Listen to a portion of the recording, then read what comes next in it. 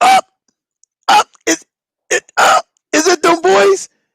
Hold on, wait a minute. Does that say live? Is that a countdown? Hell yeah, y'all know what it is.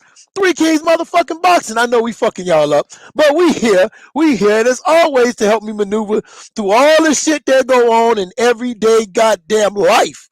And I mean everyday goddamn People say everyday life. everyday life, nigga. Life, like Eddie Murphy and Martin Lawrence. Life, nigga. Right. My man, the alpha male himself. I don't give a fuck. The alpha male himself, the HNIC. What's going on, fam? What's good, man? Listen, man, I'm going to say something, man. We done gave that motherfucker enough attention by us not saying alpha male, nigga. We going back to it, bro. It is what it is, man. I don't care if we piss you beta males off, man. You shouldn't be listening to this shit anyway. You know what I'm saying?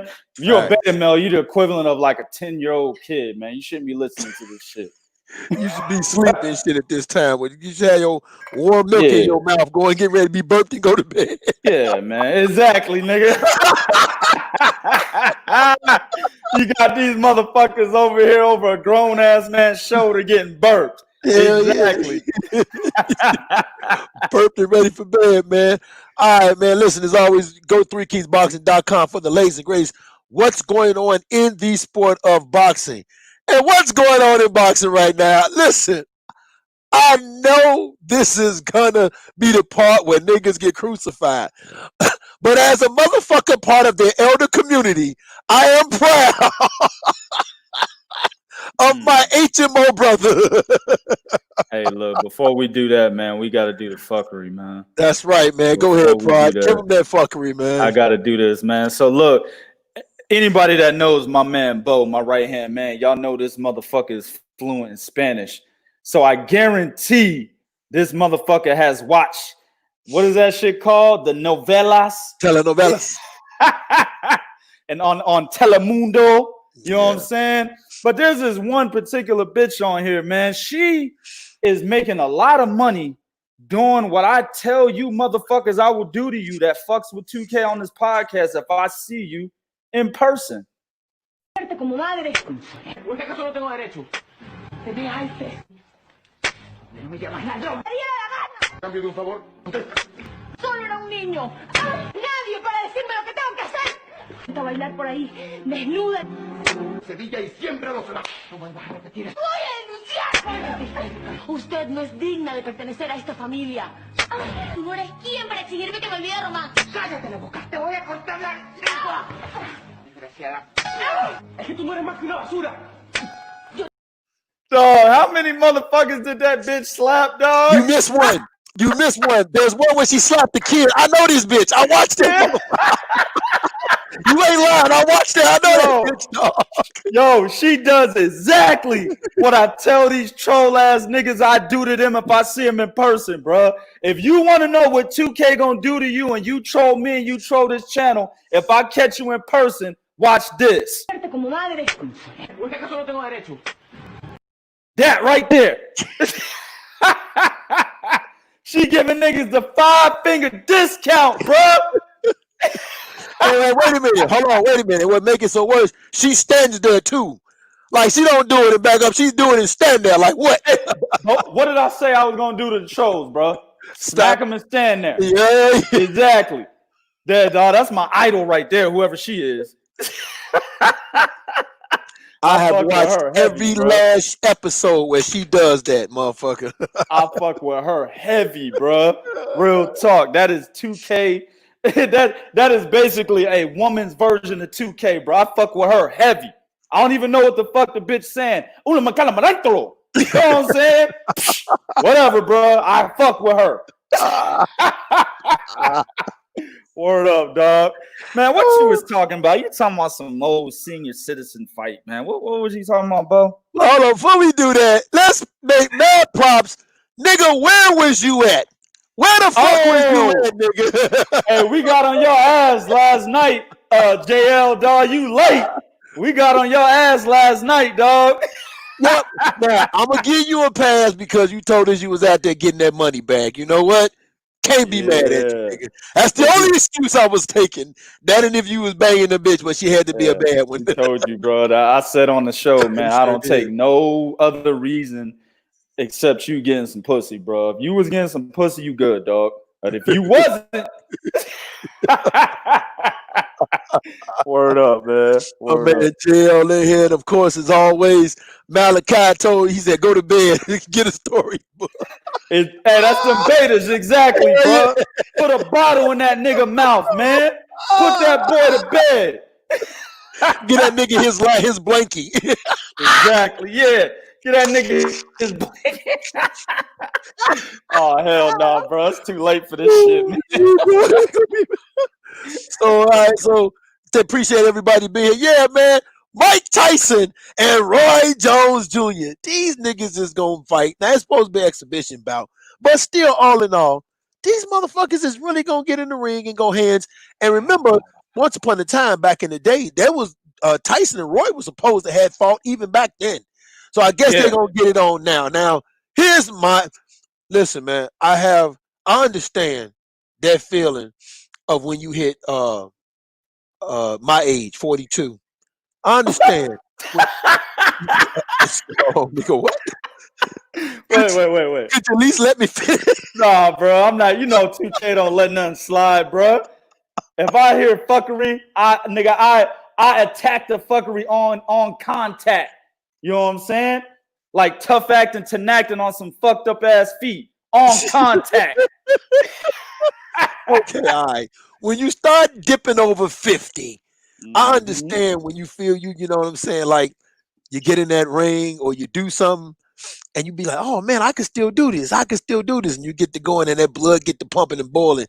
And you want to get back in there. You want to get back out there and do it. I totally understand it, man. But even as an exhibition bout, they need to be very motherfucking careful. Word up. Even as an exhibition, I want them to be careful. I want to see it. My only problem is I don't know if Mike Tyson knows the difference between an exhibition and a real fight, man. I just exactly. Let me look, dog. Y'all see all the videos. Y'all see this shit Mike Tyson doing. Now I'm gonna put it this way. I don't know if people are as aware as I am, dog. When I'm seeing shit, I notice he sped the videos up. You know what I'm saying? He sped the videos up a little bit. The videos, they play on. If you look at his shit, it's probably on 1.5, 1.75 speed, dog. I know what a real video look like. That's a little fast. You know what I'm saying? But at the end of the day, his ferociousness can't be denied. He still thinks he's Mike Tyson back in the fucking 80s, bro. I don't want no exhibition with a nigga like that. You know what I'm saying? It's gonna be like Rocky and my man. It was Rocky and Hulk Hogan. I think it was in Rocky 4 or Rocky 3 when they had the exhibition. I can't remember his name on the movie, dog, but they had the exhibition and he was taking the shit too seriously. So Rocky really had to fuck him up. I mean, that's probably gonna be the situation with Mike Tyson. He putting out these type of videos for a reason, man. He really want to fight somebody, dog. Mm-hmm. So if Roy, by the way, with that glass ass jaw. I mean, listen, bro, I'm gonna tell you something, man. Roy Jones Jr.'s chin, and motherfuckers might disagree with me, and I told JL Davis this earlier today. Roy Jones Jr.'s chin is worse than Amir Khan's. Yeah. Think about it. Danny Green, Enzo Maccarinelli, Dennis Lebedev, right? Glenn Johnson, who really don't be knocking niggas out, but the Glenn Johnson knockout was probably the worst of them all. Yep. Antonio Tarver. That's right? The one that kicked it off. Yeah. The Glenn Johnson knockout was the one that kicked it off. Yeah. Hell yeah. See, Tarver had knocked him out before that. But the Glenn Johnson one, that's the one where we started seeing pictures of Roy Jones dead in the ring, bro. Like, that's the one, bro. When niggas is in freestyle battles and shit talking about, yeah, nigga, I knock you out like Roy Jones. It's like, oh, that nigga said like Roy Jones. Glenn Johnson kicked that off, bro. You see what I'm saying?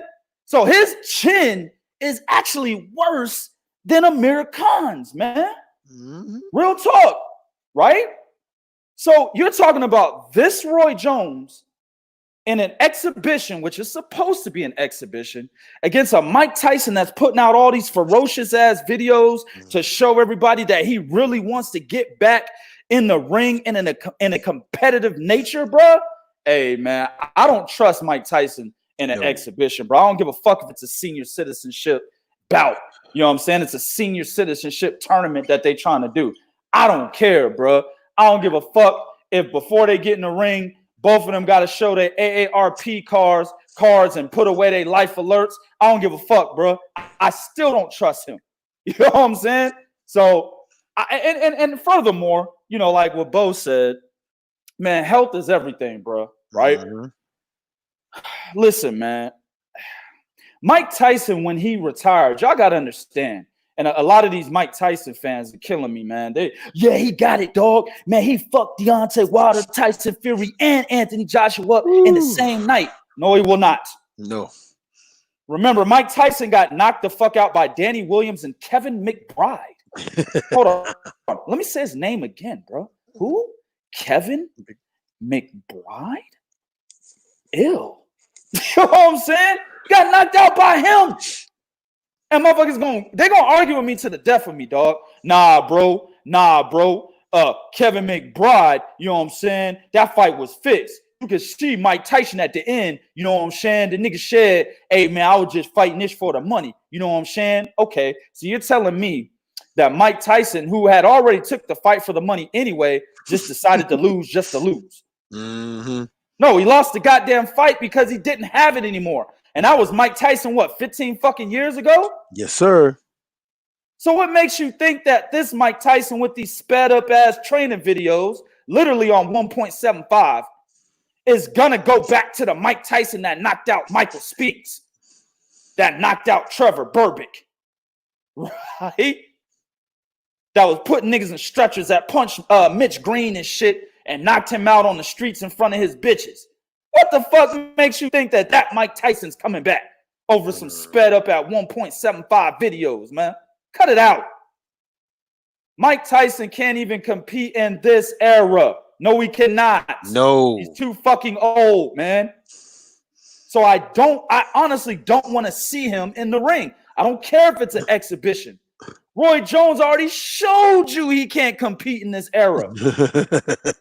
He's getting knocked out by Enzo Maccarinelli. Enzo Maccarinelli was like a fucking gatekeeper in the UK. He's not even a gatekeeper worldwide, Bo. He's a fucking gatekeeper in the UK. Nigga, the UK circuit is not on the same level as an American circuit. Yo, fuck who says it's not?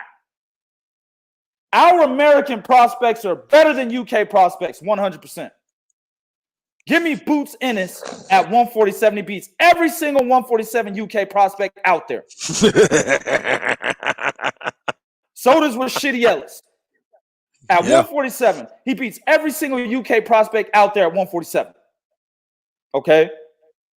I could go to all the different divisions, right? So our fucking circuit, probably the only one that the UK beats us on right off the top is probably heavyweight. Daniel DeBose is a bad motherfucker. You know what I'm saying? And I wouldn't really consider him a prospect, but I'll give it to him. Daniel DeBose, right? Yes, he could beat our heavyweight prospects, most definitely. Yes, he can. Yes, he right? can. But there's more divisions out of the 17 in men's boxing where we run this shit, you know what I'm saying, from the prospects on up than the UK. And Enzo Maccarinelli, again, I will restate, nigga, is a fucking gatekeeper or was a gatekeeper at the UK circuit. And he knocked out Roy Jones. So why the hell would you ever want to see Roy Jones put on a pair of gloves again? Even in an exhibition, man. Listen, Roy Jones is so fucked up right now. I like him, man. That's my nigga, man. We play ball together. You know what I'm saying? He's a cool dude, man. I really like Roy. But y'all know, man. Y'all know UK, bro. I am down the middle. I tell it as it is, man. Right? Roy Jones so fucked up, this nigga don't even wear shoes no more. Go look up a Roy Jones Jr. picture, y'all.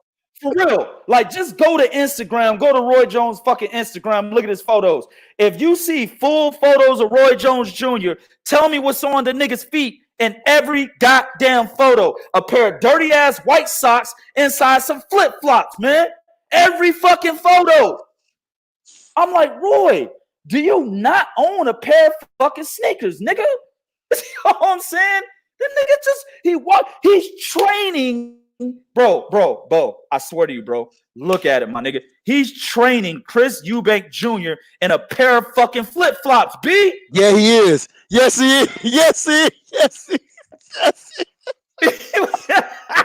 That's that old man shit for real, though. Yo, that's that old man shit, though, dog. It's either that old man shit or that brain dead shit, nigga.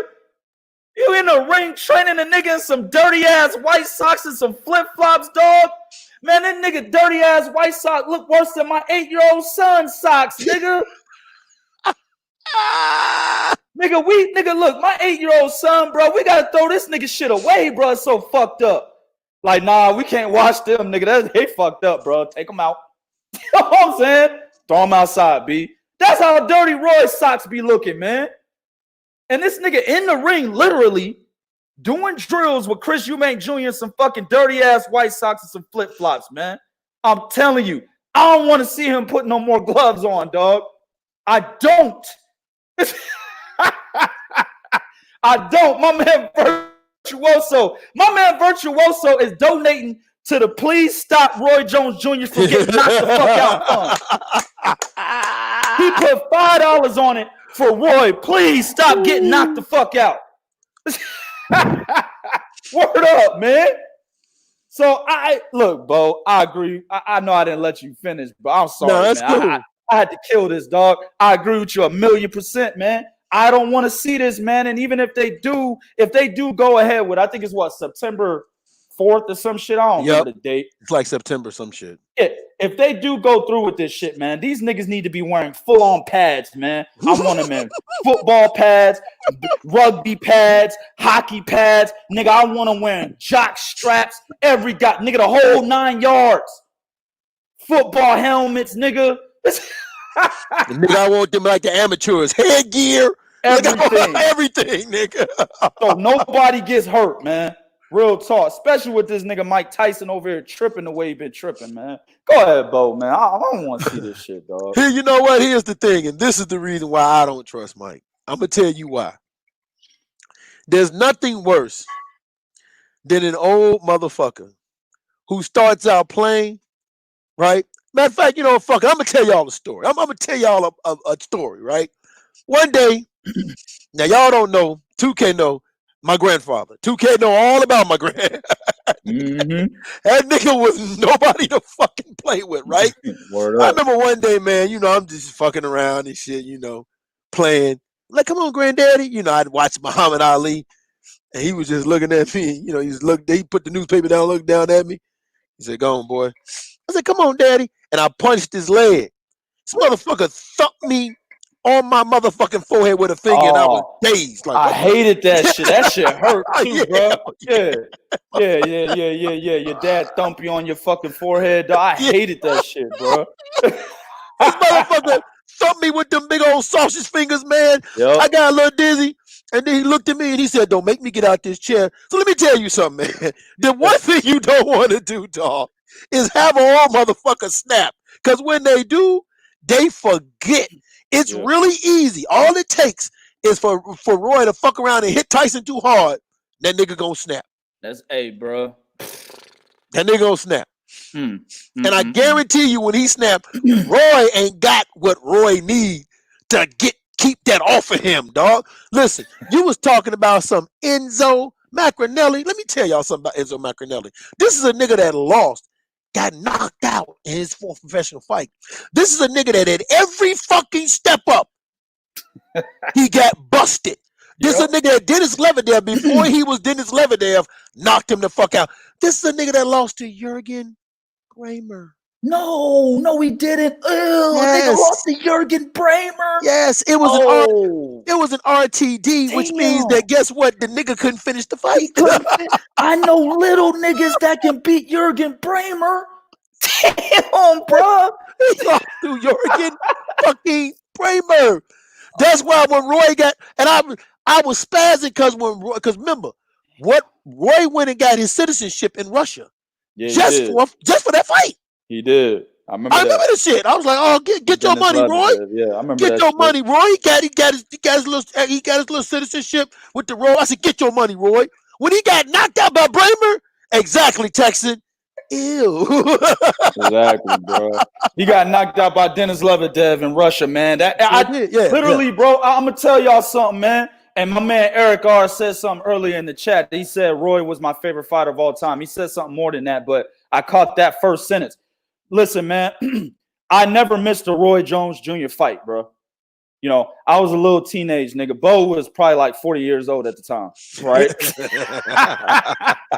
You know what I'm saying? I was like 14, 15, bro. I didn't miss a Roy Jones Jr. fight. Now, I didn't have cable TV. I had to go to my grandma's house who had cable and shit, right? And I would watch Roy fight every goddamn Saturday whenever he was fighting. Never missed a fight, bro. But I will tell you this, man. When he got knocked out, there was 2 times I thought the nigga was dead. First one was when he fought Glenn Johnson. Yep. Second one was when he fought Denis Lebedev. Yeah, I thought the nigga was dead, bro. I'm not lying to you guys, man. Real talk, bro. I was getting ready to look for information on Roy Jones Jr.'s family, phone them niggas, and say, hey, man, anything I can do to help with the funeral, just let me know. You know what I'm saying? I'm a big fan of Roy Jones. Anything you need me to do, you know what I'm saying? I know, you know, I'm just a little nigga, but I really like the guy, man. Anything you need me to do.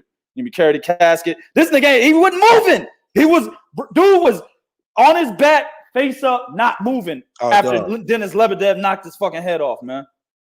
You know what I'm saying? That was a sad sight to see, bro. Shout out to my man Sporting Advantage. He donated to the Roy Jones Jr. Please don't get knocked the fuck out again, fund. You know what I'm saying? He said, this for this ice after Roy comes through. Exactly. Exactly, bro. So, yeah, man, at the end of the day, bro, like it was a sad sight to see Roy. Man, dog, do y'all understand? Listen, and I put a picture up or a video up of Roy talking shit after he beat Glenn Kelly, right? Yeah. He whooped Glenn Kelly's ass, and he retained, undisputed status at light heavyweight. This was 2 fights before he moved up and fought John Ruiz.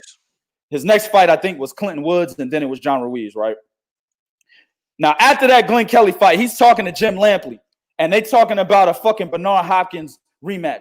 And Roy Jones went off. I done been in every era. The Lennox Lewis era, the Marco Antonio Barrera era, the Manny Pacquiao era. Nigga was going off, right? Basically, y'all niggas give me my credit. At the time, dude was like 46-1. That one loss was actually a no loss to Bo's favorite fighter, Montel Griffin. You know what I'm saying? So at the end of the day, bro, at that time, if he would have just beat the shit out of Clinton Woods like he did, moved up to heavyweight and took John Ruiz's WBA title and then retired, do you guys understand that Roy could have been top 10 all time, bro, because of that? Yeah. Possibly top 5, and I wouldn't get mad at niggas putting him in the top 5, bro. He wouldn't be in my top 5, but I wouldn't be mad if people put Roy in the top 5, bro. You see what I'm saying?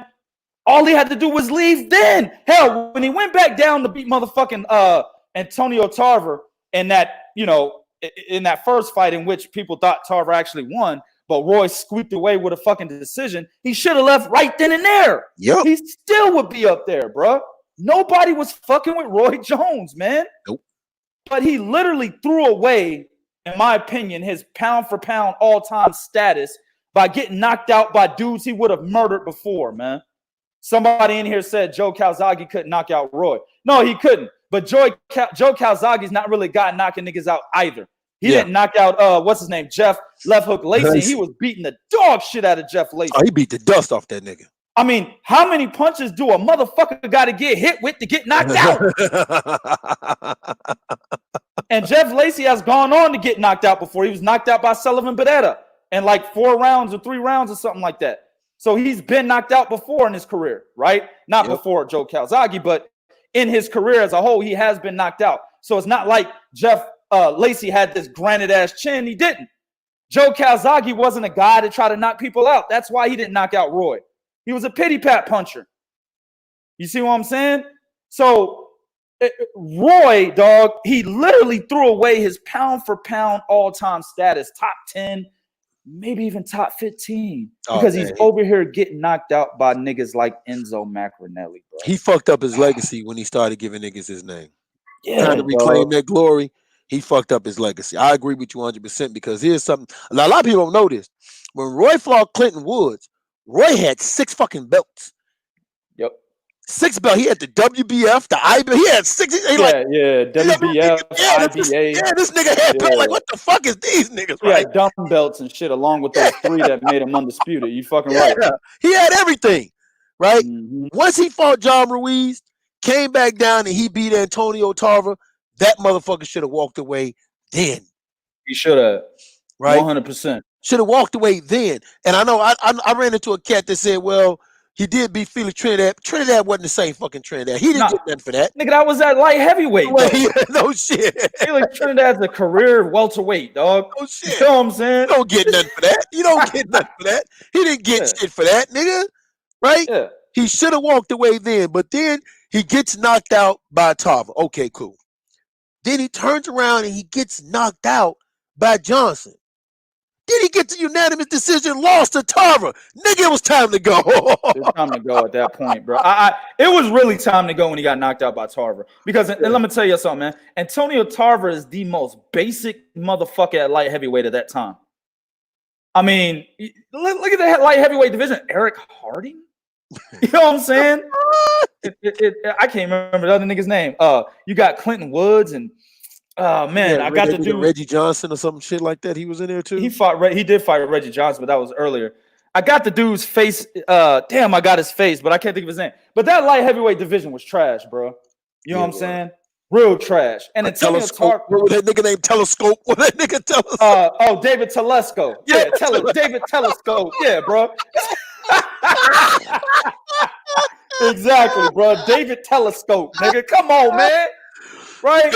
And Antonio Tarver literally fit right in the fray with the rest of them niggas, man. He wasn't that much better than any of them. Derek Harmon. That was the dude's name I had. Oh, okay. Fucking Derek Harmon, nigga. Come on, man. You know what I'm saying? The light heavyweight division was trash, and Antonio Tarver literally fit right inside the trash can with the rest. And you telling me he gets knocked out by him? So it was like, yeah, it's time to go now, bro. Like, at that moment, I would have begged that nigga, bro, if I was part of his entourage. Roy, please, fam, please, just fucking retire, bro. You got knocked out by Antonio Tarver. It's time to go, man. You know what I'm saying? If you get knocked out by Antonio Tarver, he should have got knocked out by fucking Montel Griffin, in my opinion. Yeah. Yeah. I'm just saying. Montel Griffin should have knocked him out then. That's the fucking case. So obviously, going to heavyweight and dropping all the way back down to light heavyweight wasn't the best move for Roy. He should have left, dog. But he literally threw away everything. But at the end of the day, I'm not really trying to see this fight. It's 2 guys. One is basically tricking y'all niggas with them 1.75 sped up videos of him training this shit. I bet you if you put that motherfucker at 0, nigga, the motherfucker slow like motherfucking Evander Holyfield, bro. The nigga out there looking like a Evander Holyfield, bro. I'm not looking at Mike Tyson's 1.75 sped up video and saying, man, this nigga ready for the top at heavyweight. Stop it. You know what I'm saying? I'm not ready. I don't want to see him. And I don't want to see fucking Roy, who barely beat, what was the nigga's name? Tommy Gunn or some shit? Yeah. Bobby Gunn. When he fought at cruiserweight for the WBF title, barely beat that nigga, man. Stop it, man. I ain't trying to see this shit, man. And then they got the nerve to make this pay-per-view. This is a farce. Yo, man, get the man. Anyway, my man Virtuoso threw $2 more on. He said Roy is gonna win the ICU belt if he don't. Exactly. They're gonna make a new belt, ICU belt. Yep. You know what I'm saying? WBC Iron Lung Championship. Come on, man. My man God Clark Shango said that's what got Tarver in Rocky 6. Was me. Probably right, nigga. That is. You're right, man. Oh shit, man. Right. All right, man. You know what? Let's stick with the old motherfuckers, right? Because for whatever reason, I don't know what it is. I don't know if it's the water. I don't know. You know what? Maybe it's some young bitch out here that's fucking with these dudes, right? I don't know what it is. It ain't young bitch. It's that coca. That's what it is. De La Hoya is. Remember, people forget. I remember when he said, "If I come back, I'll fight Gennady Golovkin." Right? He said that. Tease everybody with that. Then he says about 44. He said, "I will bring your ass out of retirement, nigga." Yeah, I remember that. Floyd said, I will bring your ass out of retirement, nigga. Right? Yep. Yeah. Then the nigga, he talked about, man, it feels good to be in shape. I'm back in the gym. I'm in the best shape of my life. Man, I could do something at 147 with Earl Spence. I remember Then that. a nigga mentioned 154 with Charlo. What the fuck is going on, man? With Oh, don't forget, he also said he will fight Canelo. That was the last one. Yeah. He said he was gonna fight Canelo, which Right. I highly don't believe. And even if they did fight, y'all got to be ready for a fixed event. You know what I'm saying? It'd be a 100% fixed event. Canelo would win and be fixed 100%. Oscar De La Hoya would not try to stop Canelo. You see what I'm saying? I mean, he couldn't do it anyway. No. But at the end of the day, Canelo's not going to just beat the dog shit out of the guy that basically feeds this nigga. You know what I'm saying? It'd be a fixed event, bro.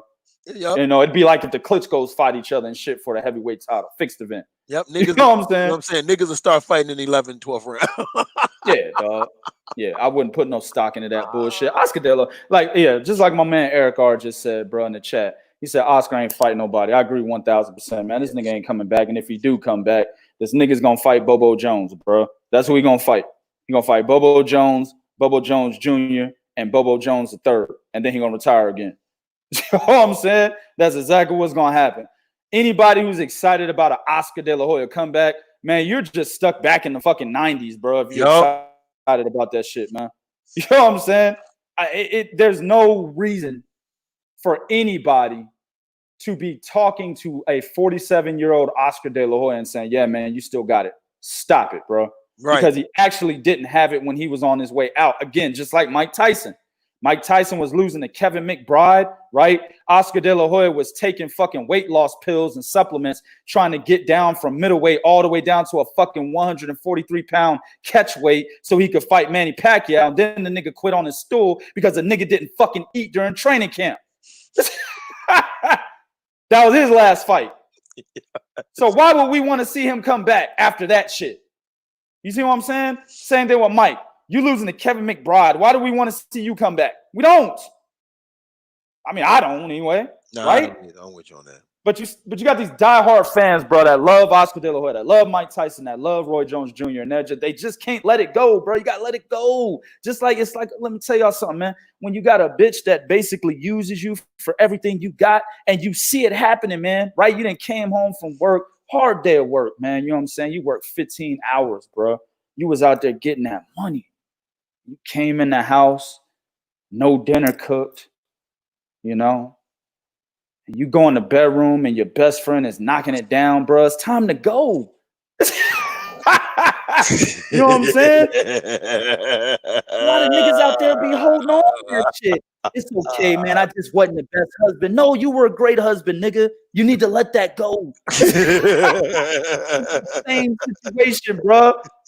Let Oscar De La Hoya, Mike Tyson, and Roy Jones Jr. go, man. This over, man. You know what I'm saying? These niggas need to stop. All of them. I could go. Oliver McCall, they all need to stop, man. I agree. Nigga, Oliver McCall can't even put a mouthpiece in his fucking mouth because he ain't got no teeth to hold it up. You know what I'm saying, nigga? Am I lying, Bo? No, you're not. Yo. Oliver McCall is out here fighting with no fucking mouthpiece, bro, because he ain't got no teeth to hold it up. Y'all understand that you gotta have teeth to hold your fucking mouthpiece in your mouth, B. He don't have them. It's time to let him go. You feel me? So it is what it is, man. Sharon Allen said, why you hating so hard? I'm not hating, bro. I care about people's health, nigga. Why the fuck do you not care, motherfucker? Are you that cold-blooded, nigga? Do you like boxing, motherfucker? Do you care about people's health, motherfucker? I know you, dog. You a motherfucker that's never been in the ring. That's why. See, me and Bo, we did amateur fighting, nigga. 10 years plus between the both of us. We seen niggas get fucked up in the ring, bro. Right? You've only seen it on television. You see? You was probably watching the Charles Conwell fight versus Patrick Day from your fucking couch, nigga. Me and Bo was fucking ringside when Patrick Day died that night in Chicago. Sure we were ringside, motherfucker. You were sitting on your couch eating some Doritos, nigga. Drinking a fucking Slurpee. Nigga, we was ringside. We saw Charles Conwell land that fucking right hand fucking in real time and kill Patrick Day, man. We saw that. So I'm not trying to see Roy Jones and Mike Tyson possibly go through the same shit, bro. I don't want to see that, man. Those are two guys that are basically, Hall of Fame fighters in the sport of boxing. Yep. It's time for them to hang them up, right? What Roy is doing by teaching Chris Eubank Jr., Michael Williams Jr., and others, right? That's what he needs to do now. Mike Tyson, dog, by teaching some of them UFC fighters how to move and shit, that's what they need to be doing now. Pass that shit along to the guys that are actually in their prime and fucking competing today. Don't put your goddamn health on the line, and dumb motherfuckers like you should be out there telling them the same thing. You see? But like I said, you're a couch potato fan that ain't never been in a ring, and you only seeing niggas die on TV while me and Bo seeing this shit live. Fuck out of here, man. At the end of the day, too, let me say this. When it comes to Oscar De La Hoya, when you have abused your body with coke and alcohol, no, motherfucker, you will not be the same. Right. Try to get back in that ring. All right. Alcohol and coke take something away from you. So for damn sure, I don't want to see you get in there and something happen to you or you run out of that gas. All right. And that's right. That's the bottom line, motherfucker. I care enough to know I know what you did to your body. Same thing with Mike. Right. I know what this nigga did to his body. Right? You're not taking care of your body like when you was fighting. You was away from the sport doing bullshit. So when you get in that ring, dog, and it's real and it goes down, it's you're not the same motherfucker. And when something happened, it's gonna be people like you that's gonna be like, well, it was his choice. Don't give a fuck about it being his choice. Right. I'm just saying that, hey man, from a health standpoint, these motherfuckers need to stop. Right. Exactly. 100%. And that's facts, man. 50, I think Mike Tyson is like 52, 53? 54. And I think Roy Jones Jr. is exactly 50, if I'm not mistaken. Mm-hmm. Stop it, bro. Oliver McCall's, I think he's 57, right? Or that might be Evander Holyfield. Oliver McCall, I think, is 55. Yeah, Evander's 57. Yeah, Evander's 57 because he's almost 60. And remember, Evander was over there, in fights with Nikolai Valuev and shit and losing those type of fights and getting knocked out by James Toney and shit. I mean, stop it, man. I mean, he didn't get knocked out and all that, but his face was down and shit, you know what I'm saying? Or at least he had to retire and shit, you know what I'm saying? So, but at the end of the day, yeah, these motherfuckers need to stop. Now, I'm putting Sharon Allen's comments up so everybody on YouTube can see how dumb these motherfuckers are, man. Hey, Sharon, man, go make me a sandwich and shut the fuck up. Go make me a sandwich, bitch. Shut the fuck up. No mayo, motherfucker. I don't like mayonnaise, bitch. Turkey, motherfucking provolone cheese, nigga, on wheat bread, nigga. Go put it on the motherfucking fryer, nigga, for 5 minutes. Make sure you put butter on both sides, bitch. Cut it in half and serve it, nigga. Get the fuck out my motherfucking chat. Dumbass people, man. I tell you, bro. You know what? Stupid, bro. You know what the thing about this is that kills me? You got a picture of a dog up, right? You're a dog lover. So are you telling me you showing more love for that dog than for a grown-ass motherfucking human being? Yeah, he is. These people are stupid, bro. You know what I'm saying? Like, and then the comments, look at the comments. Oh, you the professor of boxing? Nigga, what the fuck are you talking about? All we said was we saw live Patrick Day get hit by the punch that killed him. We saw it from ringside. That's what we saying. So we kind of know, we have a good idea, right, of motherfuckers that are in the ring that are actually in their prime and they're dying off of this shit, man. Yep. We seen it live. In person, real time, right in front of us. So I don't want to see that for Hall of Fame fighters that should have hung them up a long ass time ago. I don't want to see that shit, man. No. And that's the same with Oscar De La Hoya. I'm not a big Oscar De La Hoya fan, right? Never have been. I don't think a lot of people say Oscar De La Hoya was overrated. I don't think he was overrated. You know what I'm saying? But I don't think, you know what I'm saying, that Oscar De La Hoya was all that great that a lot of people say, right? But I think he was rated. Let me say this. I think, what is Oscar De La Hoya, like a 5-division champion? Yeah, I believe he is. 6 division champion, something like that. He's rated where he needs to be, bro. as a champion of so many different divisions, and he actually fought some pretty good names and won against some pretty good dudes. He lost some of the major fights that he fought, right? Felix Trinidad, Shane Mosley. But those 2 fights were questionable. But Shane Mosley, right? Bernard Hopkins, Felix Sturm, nigga. You know what I'm saying? That's when he should have lost. You're right about that. He should have lost to Felix Sturm, dog. Right? Some people thought he lost to Ike Cortez. I didn't think so. But I think, Bo, you said he should have lost to Ike Cortez. Yeah, right? I said that. Yeah, I didn't think so, though. But, Felix Trinidad, a lot of people think he should have won that fight. I think Bo said he won that fight, and I had Tito winning that fight. I thought Oscar won that one. Right. So Oscar's been around the block, man. He's lost some big ones. He's won some fucking big ones, man. But at the end of the day, you know what I'm saying? I don't think he's overrated. He was a really good fighter, had an excellent jab, one of the best jabs in the business. You know what I'm saying?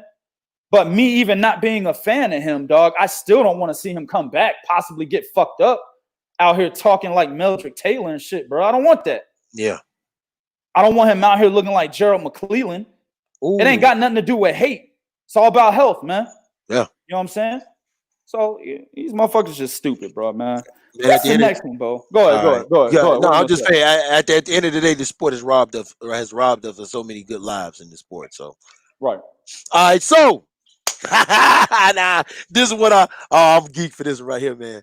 Listen, Team Lopez. That's Teofimo Lopez. That's El Brooklyn. That's Fortnite dancing, backflipping Teofimo Lopez and his daddy. They are out here in these streets. Word up. In these motherfucking streets. Like that boy Sharon's dog. My bad, go ahead. They talking mad shit about, man, we're gonna destroy him, bro. We're gonna destroy him. Nothing he can do. Listen, he's gonna come to us. We ain't gotta. He's gonna be there. And if he tries to move in box, it's gonna be even easier. We're gonna beat Lomachenko easier than Comey. We're gonna destroy him.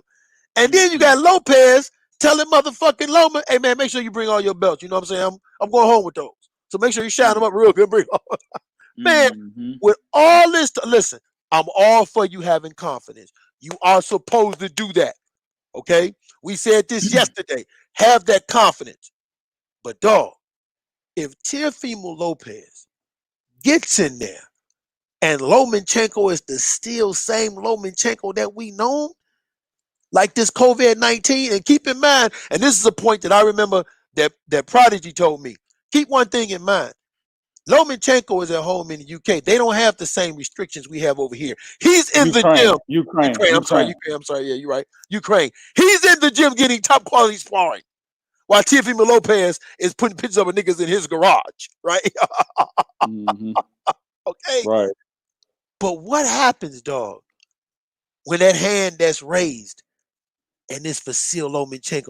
What happens to Lopez, man? What happens to him, Prod? I don't know, man. You make a vow. I mean, I don't want to take your point, but I got to go that route to basically, have mine out there. But you made a valid point when you said all the shit talking he's done, right? If he goes out there and just, gets eviscerated by Vasil Lomachenko, this motherfucker might leave boxing. You know what I'm saying? There's a lot of people that are expecting Teofimo Lopez to back up the talk that his father is saying, and not the talk that Teofimo himself has been talking before he became a champion, right? Even after he beat Richard Comey, he was still talking that shit. Now, recently, Junior hasn't been saying too much, but Senior's been all over the place, right? Bo had the interview with Teofimo Lopez Senior. It's on the Facebook page, right? Yes. Teofimo Lopez Senior going off like Vasil Lomachenko is this bum ass nigga they about to run over. And people are seeing this. People are hearing this. They're going to expect nothing less, bro. You see what I'm saying? So if Teofimo Lopez actually goes out there and does the opposite, the backlash might be so fucking severe, he might go into isolation, bro. He might. That was Bo's point. I don't think he will. I think that he's only Teofimo Lopez is like 23? Something like that, 24 or somewhere in there. He's very young. I think a loss this early against one of the best fighters in the game, not just at lightweight, one of the best fighters, if not the best fighter in the game, Vasyl Lomachenko. A loss to him is not a bad thing for a fighter of that age, right? He can easily come back from that. So I think that would be, kind of the motivational talk in the locker room and at home with his pops and shit, right? What I could see happening is that Teofimo Lopez kind of does a change to his team and shit. Like he keeps his dad next to him, but may bring in some other guys to help him get better. If he goes out there and just gets fucking the dog shit beat out of him by Vasyl Lomachenko, right? I could see something like that happen. You see what I'm saying? But at the end of the day, bro, he's putting himself in a hard position. And the way that Teofimo Lopez Sr. was basically describing why they think they're going to destroy Vasyl Lomachenko, I don't think that game plan is correct. Lopez Sr. told Bo, he said, yo, if he's on the inside, you know what I'm saying, it's going to be easy for us to basically get their shit off, basically, execute the game plan. And if he goes to the outside, it will be easier for them to execute their game plan. I'm like, nigga, what the fuck are you talking about, right? He also said that Vasyl Lomachenko is going to stand right in front of them.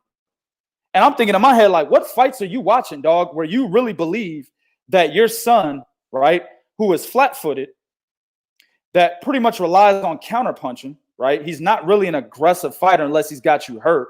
That's when he's really aggressive. And again, just like Tank Davis, his killer instinct is on like 9 or 10. You know what I'm saying? Mm-hmm. If he's got a motherfucker hurt, Teofimo Lopez is looking to get you the fuck out of there. And he does it very well. Yes, he does. I'll give you that.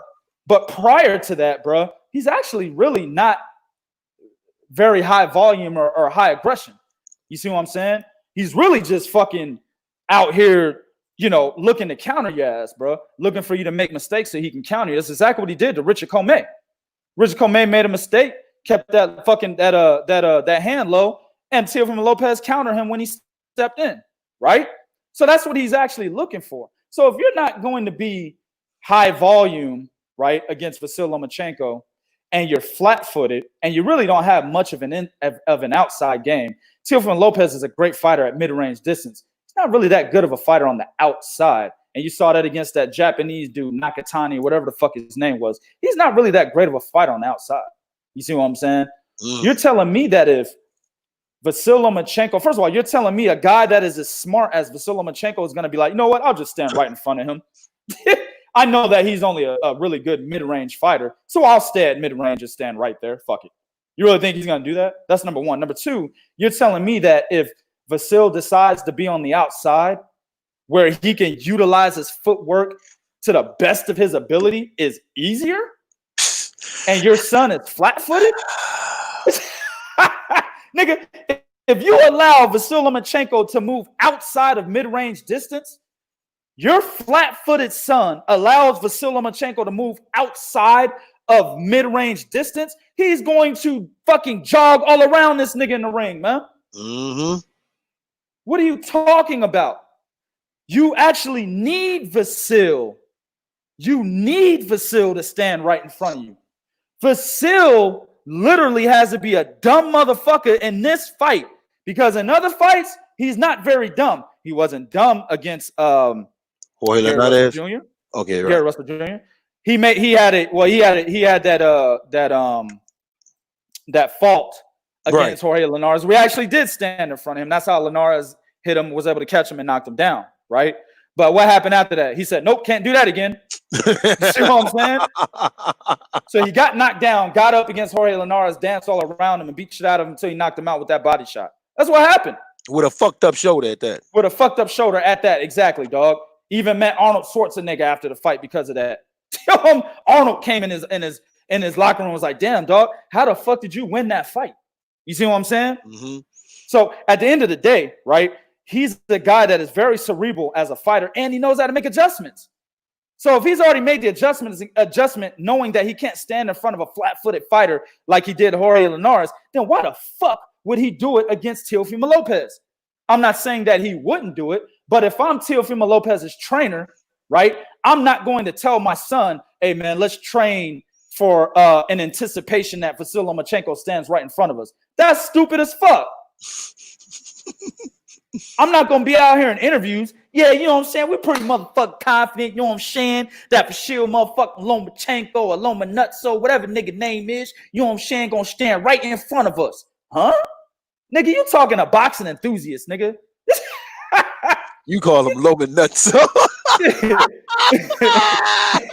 You know what I'm saying? You talking to boxing enthusiasts, bro. You're not talking to no run-of-the-mill average boxing fan, nigga. You talking to fucking real boxing enthusiasts that been in the ring and know how to call fights on the outside of the motherfucker. You know what I'm talking about, man? Nigga, I ain't even gotta listen to motherfucking commentators on, you know, when I watch fights if I'm not covering them ringside. Bo ain't got to listen to commentators on television when he watches fights if he's not covering them ringside. Nobody in 3kingsboxing.com got to listen to commentators on television if we not covering the goddamn fight ringside because we know how to call fights real time. So if you're going to tell me, a nigga that's a boxing enthusiast, that Vasyl Lomachenko, you expect him to stand right in front of you, I'm going to look at you like you fucking stupid, like Bo did in the interview. Yeah. Bo was looking at Senior like, huh? What the fuck is this nigga? You know? So at the end of the day, the premises at which he comes to the conclusion that he's going to destroy Lomachenko, in my opinion, is faulted. It's farce. It's a farce, right? It's based off of a falsity. Lomachenko's not going to stand there in the ring in front of you, dog, for 12 rounds. Then you said it's easier if he goes on the outside. Well, your son doesn't have the footwork to keep up with Vasyl Lomachenko. And actually, I think he told you that, Bo. He said his son does have the footwork. Yeah, he did. He said that. Yeah, he said his son has the footwork to keep up with Vasyl Lomachenko. How in the fuck? So you're telling me that Teofimo Lopez's footwork is better than Guillermo India?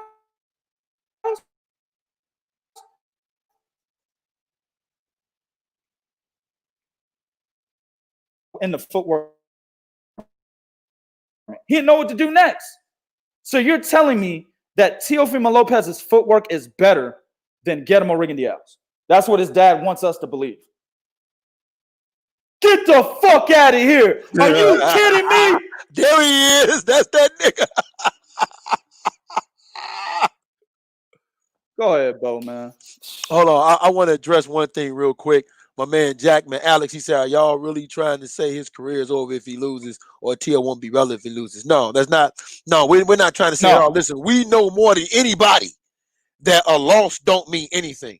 But from a mental standpoint, when you are talking the kind of talk that he's talking, the kind of talk his father's talking, and they've been talking is not for a minute, for a while. From a mental standpoint, if this dude if he knocks him out, that's going to be tough for him. I can't remember the dude's name, but when people thought David Tua was done, David Tua fought this cat, and the dude was talking mad shit. Tua knocked this nigga out. We never saw this motherfucker again. Never saw him again. Yo, look at Michael Grant. Michael Grant been trying to make a fucking career comeback for like 10 years now, bro. Yep. He was another one. He was talking about, man, I'm going to destroy Lennox Lewis. Right. Calvin Brock. Right? Yep. Calvin Brock got knocked the fuck out and was like, well, that's it for me. Yep. You know, what's the football player's name that lost to Chris Arreola? Seth Mitchell. Seth Mitchell. Yes. Right? Seth Mitchell used to talk a whole lot of shit. Chris Arreola yoked his ass up. He was like, done for me.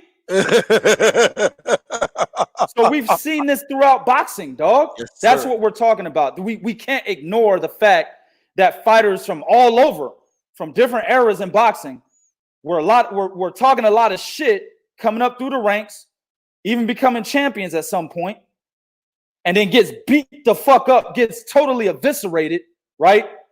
And the nigga's out. Hey, never see him again. Never see him again. This can happen. Yeah, wait a minute. And let me point something out. Okay, I will point something out that I know all y'all can relate to this. Sometimes when you talk about beating a dude so bad and you lose to him, even if you lose to him in a decision, mentally you can't take it. My all-time favorite, greatest fight of all time, Marvin Hagler. When he lost to Sugar Ray, that motherfucker, he said, nah, man, fuck this. No, hell no, fuck it. That's what he did. He dipped. He did. Yeah. That's my all-time favorite fight. We don't play favorites here. The nigga dipped. He said, no, I don't believe I lost. Fuck it. I don't believe I lost. Fuck it, I'm out. I mean, the nigga did. Yeah. That's all we saying from a mental standpoint, dog, with all the talking that they doing against someone like Lomachenko. Now, if he goes out and he does that, man, mad props to him. Mad props to him. But if shit gets thick and Teofimo Lopez starts faltering, the guy you don't want to have this against is fucking Lomachenko. Because if he sees it, man. So that's all we saying is from a mental, it's gonna, with all the talking he's doing for me personally, even if he loses by a decision, right? Even if Lomachenko beats him by decision, and I mean I'm talking like 8-4 type shit, 9-3, where he knows, damn, man, I didn't get knocked out, but I got beat the fuck up. From a mental standpoint, it is gonna be a hard climb back with all this talking that's going on. That's how I feel. Right. Hey, Scott Brown, man, stop trolling, man. He said different sport, but Conor McGregor kept saying he was gonna knock out Jose Aldo, just like Tio has been saying about he gonna KO Loma. And then later on, he said Conor ended up knocking out Jose Aldo. Stop trolling, man. First of all, Conor McGregor didn't come out in an interview with Three Kings Boxing and give the wrong game plan to why he's gonna knock out Jose Aldo. That's number one. Number two, he actually executed the right game plan and knocked out Jose Aldo. Number three, Jose Aldo was fucking terrified of Conor McGregor. Number four, Jose Aldo was not at the level of a fighter within the UFC, in my opinion, that Vasyl Lomachenko is in boxing. Damn, I just murdered that. So easy, bro. Stop trolling, nigga.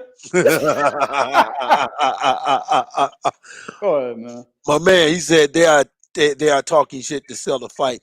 Yeah, wait a minute. There's nobody's saying that you ain't talking shit to sell the fight.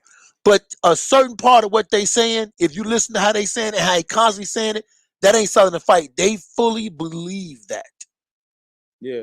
Think about it for a second. It's one thing to say, "Yo, man, I'm gonna beat this dude, dog. Nigga don't stand. I'm gonna beat him."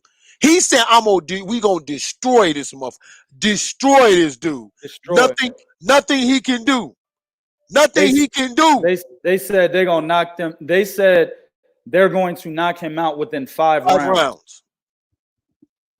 And at the end of the day, I have no problem with none of that. Understand, we have no problem with them saying this shit. We don't care. Hey, dog, I hate it when Daniel Jacobs was asked if he's the best fighter at 160. And he said, maybe I'm second best, Gennady Golovkin. Whoa. I would have stopped the interview. Wait a minute. Cut. Daniel, man, what the fuck are you talking about, man? You don't ever say you second best behind a nigga you ain't fought yet. This is before he fought Golovkin. You know what I'm saying? So we're okay with them talking all the shit that they're talking, right? We're fine with that. I want them to say all that. Exactly. Yeah, we're all for that. Where I have the problem is you give me a fucking game plan that you're thinking you're going to follow based on what you've seen. And that shit is flawed as fuck by saying Loma's going to stand right in front of you. That right there. So I'm like, hold on. You're saying you're going to destroy Loma within 5 rounds because he stands right in front of you? What the fuck tape have you been watching? Mm-hmm. That's where my problem resides, bro. Or it's going to be easier if Loma decides to move outside of mid-range distance. Exactly. What are you talking about? That's actually going to be harder. That's what we're saying. Exactly. Fucking exactly, man. All right, man. We got a question from one of our listeners. He wanted us to break something down. He brought it to the table. J.L. Davis. He hit us up. He said, "What up, bro? Just want to know if y'all can talk about Floyd Mayweather Jr. in one of your podcasts, because to me, it seems like a lot of people don't understand that Floyd wasn't just a defensive fighter in his career. So my question to all would be, where would you rank him in the all-time great lightweights and welterweight divisions? Also, how would he fare in the welterweight division in the 80s? What greats do you see him beating, and what greats do you feel would be him or give him issues?" Right. Hold on, before you answer that, let me do 2 things real quick. Scott Brown said Jose Aldo had not lost in almost 10 years. So, Scott Brown, since you're not understanding the comparison, was Jose Aldo the number 1 pound-for-pound fighter in the UFC when he fought Conor McGregor? The answer is no. Was he number 2? Probably not. Was he number 3? Probably not. Actually, Conor was probably over him. I know John Jones was over him for sure. So he could have been top 5, right? Could have been. Probably was. Vasyl Lomachenko is arguably number fucking 1 in boxing, man. That's the difference. God damn, man. And then my man said, Jackman Alex, he said, he talking about Daniel Jackson. He said he had beaten cancer and been KO'd, so Danny had a different perspective. I really don't give a fuck. You don't say that somebody's better than you as a competitor in anything you do. Not even just sports, man. Like your everyday life. Jackman Alex, I don't know what you do, right? Let's just say you're a fucking carpenter or something, right? Just saying something. Let's just say that's what you do in your everyday life, right? And you got another carpenter that works with you, bro. You better not be out here saying that man does a better job than you, especially when it comes to job evaluation time, where they decide whether or not they want to give you a fucking increase in salary, right? Or a promotion to something better than what you're doing. You better not be out here saying, yeah, that motherfucker right there, he way better than me, man. Go ahead and get that nigga the promotion. That's what we're saying. You don't ever say anybody's better than him, bro, or better than you. You don't say that, right? So at the end of the day, bro, I can't respect a statement like Bo, for example, tells me we're both in the same fucking profession, and Bo tells me, you know what, man, you're better than me, dog. I'll be like, nigga, hey, man, get out my face, bro. Immediately. Fuck out my face, man. Yeah. You see what I'm saying? But go ahead, man. Listen, man. So, all right. And I know people hate talking about Floyd Mayweather, man. What do you think about what J.L. Davis said, man? Was Floyd more than just a defensive fighter? And where would you rank him on your all-time list with lightweights and welterweights? And who do you think would beat him back in the 80s? So why are you putting this shit on me? Because it's the question. I still gotta think. Shit, I gotta think. Yeah, I figured that. You had all day to think, man, or you had an hour, 2 hours to think. So go. Okay, all right. Where would I rank him on the all-time list amongst lightweights? Honestly speaking, man, there was a lot of fights that he didn't get at lightweight that I wish he would have got. He didn't get Asalena Fuentes. He didn't get Prince Nassim Hamed. So there were a lot. Mayor. Casamayor, yeah, hell yeah. Like, don't even get me started on that nigga. Yep. Casamayor. And as a matter of fact, Shane actually went to welterweight before he can get to him. Right. So there was a lot of fights that he didn't get at lightweight that I wish he would have gotten. So it's kind of hard to rank him really, really high up in amongst all lightweights. I'll be willing to put Floyd somewhere around the top 10 amongst lightweights on my all-time greatest list of lightweights. I'd be willing to do that for him. Maybe even somewhere around top 7. Go ahead. No, go ahead. Yeah, maybe around some top 7. Now in the welterweight division, it gets sticky again. Because again, there was dudes that the motherfucker didn't fight at welterweight. And then a part of Floyd Mayweather was only looking for the big fights that would give him money, right? So let's say, like, if Floyd would have did what Manny Pacquiao did, like, let's say if he'd have fought a Kell Brooks and became undisputed, I would definitely put him up there higher, right? Or let's say he would have fought a young, hungry dude at welterweight. That definitely more than well would have counted for me, right? You look at the guys that Floyd fought at welterweight, although I'm not saying they were bad dudes, right? He fought Oscar De La Hoya. He fought Juan Manuel Marquez. Of course, you know, he fought Manny Pacquiao. I'm not even going to mention fucking Andre Berto. Robert Ghost Guerrero. Marcos Maidana because he beat Adrian Broner and stuff like that. Yeah, I'm not saying he ain't beat no slouches. He beat good dudes. But I wanted more from Floyd at welterweight. And it was clear that there was a point where Floyd was just chasing money. So I probably would, let's see, amongst welterweights, again, that's hard for me, man, because when I seen guys like Sugar Ray Leonard, Tommy motherfucking Hearns, motherfucking Sugar Ray fucking Robinson, and these guys like that compete at that fucking division, and I mean really competing at a high level against other top dudes, it's hard for me to play Floyd even over those dudes. So again, he probably would be between 6 and 10 on my all-time welterweight list. Damn. Okay.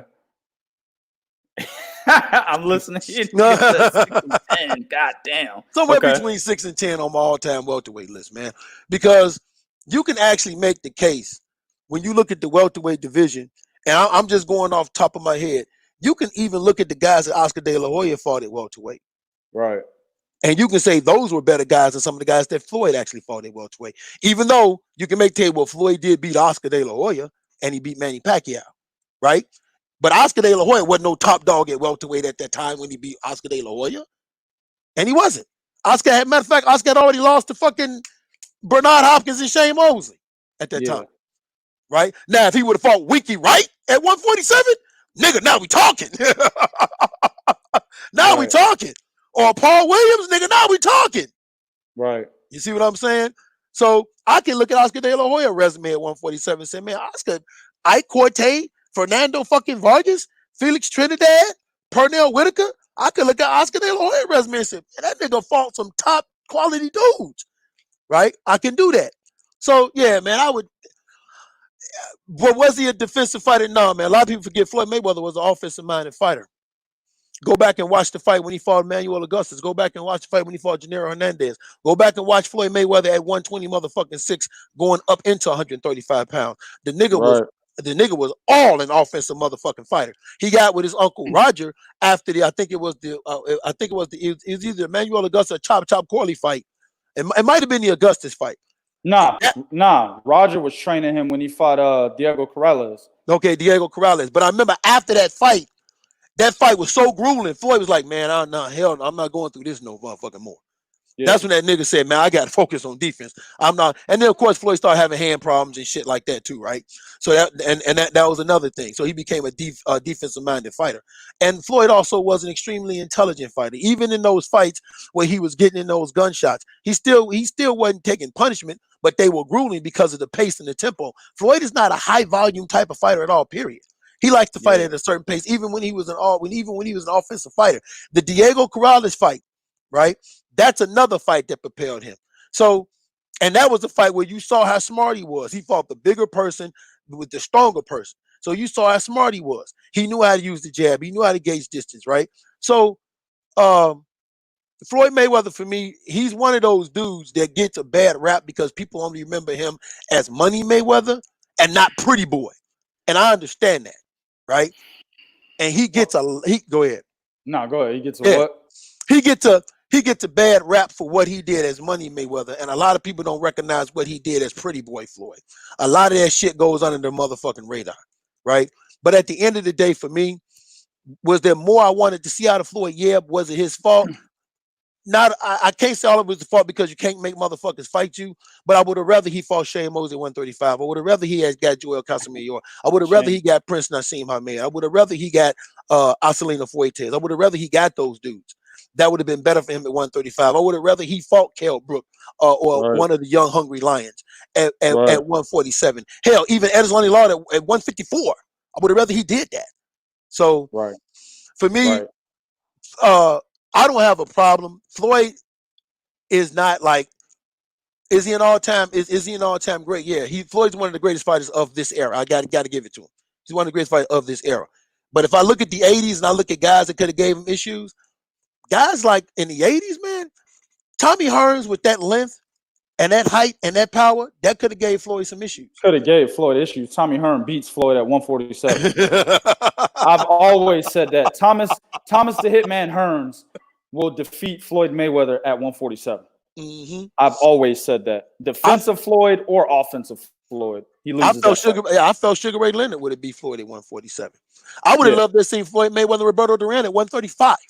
Because at 135, I got Floyd winning that fight. I got Floyd winning that fight. I like Roberto Duran. He's the greatest lightweight of all time. Mm-hmm. But Floyd's ability was he beats Roberto Duran. Now, if there is one Floyd fight that I wish I could see, and I know this outside of what you asked, I would have loved this scene. Floyd Mayweather 126 fight the greatest Mexican fighter of motherfucking all time, Salvador Sanchez. Oh my man, listen, all right, man, stop it, bro. So we just said 2 L's right there. Salvador Sanchez beats Floyd Mayweather at 126. You see what I'm saying? And he beats Aaron Pryor. But anyway, the point is this. I know you heard that shit, bro. Heard that shit that he beats Aaron Pryor. Okay, nigga. If they ever would have fought at that weight or catch weight, Salvador Sanchez would have whooped his ass too, bro. But anyway. Yeah, Floyd would have lost to Salvador Sanchez for sure. And I believe he definitely would have lost to Thomas Hearns at 147. Here's the deal. When you look at trying to rank Floyd within divisions, it's hard to do that, right? Because a lot of guys ruled the roost in their division, especially back in the day. When you're looking at fucking lightweights, of course, you got Roberto Duran, you got Pernell Whitaker, right? You got Homicide Hank and fucking Benny Leonard, people like that. They ruled the roost there, bro. Floyd did good. He would get belts in a division, then move to the next. Or he would fight guys in a division, then move to the next, right? Collect a couple belts and move to the next. He wasn't a guy that stuck around in a particular division long enough to say he was the best, etc., or the best fighter of this given division. Floyd's body of work comes from the fact that he was a 5-division champion and lineal champion in every single division he campaigned in. That's where his body of work comes from, right? The fact that he did jump all those divisions and defeat some of the best names in the sport at that time. A lot of niggas will be like, oh man, you know, Floyd fought these niggas when he was old. Well, actually, Floyd was actually older than all of those guys. I remember a nigga tried to tell me, oh man, when I remember when they announced Floyd Mayweather versus Miguel Cotto. Dude was pissed. Oh man, motherfucker, man, Floyd Mayweather picking on an old man. Man, Cotto old than a motherfucker. I said, bro, Floyd Mayweather is 2 years older than Miguel Cotto. What the fuck are you talking about? You know what I'm saying? He's older than Manny Pacquiao, right? He's not older than Sugar Shane Mosley, but when he fought Shane Mosley, Mosley had just knocked out Antonio Margarito. Sure did. A guy that was a boogeyman, dog. Motherfuckers didn't want to fight him, including Floyd. Yep. Right? So at the end of the day, Floyd is a guy that didn't do a lot in any particular division. So you can't say he was the best welterweight, the best lightweight, the best junior middleweight. You can't really say that, right? But what you can say is what he's done as a collective, right, from 126 all the way to 154. That is one of the best, not only resumes, and a lot of niggas gonna get mad at that statement, one of the best resumes and one of the best bodies of work in terms of accolades that has been accrued in a career in the sport of boxing, in the history of the sport, right? Resume wise, I don't think he has one of the best resumes in terms of like when you talk about guys like Muhammad Ali, you know what I'm saying? He's Art Charles and shit, right? You start talking about those guys, he don't have the kind of resume those guys had, right? But you can't knock the fact that he did beat those top named guys that were in and around his division. Some he didn't fight, like Paul Williams. I hated the fact that he didn't fight Paul Williams, bro. To this day, I fucking hate it, bro. I also hate the fact that he never fought Timothy Bradley. Like Tim Bradley in 2009, that fight could have been at 147. Tim Bradley was willing to go to 147, dog. I hate that he didn't fight fucking Tim Bradley, right? I hate that he didn't fight Erislandy Lara at 154.